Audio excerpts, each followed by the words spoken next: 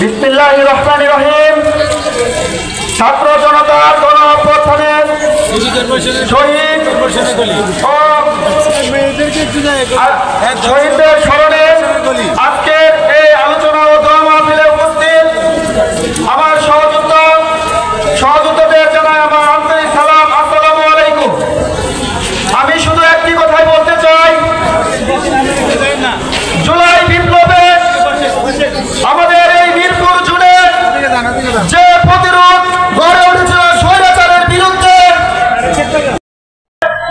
এই এলাকা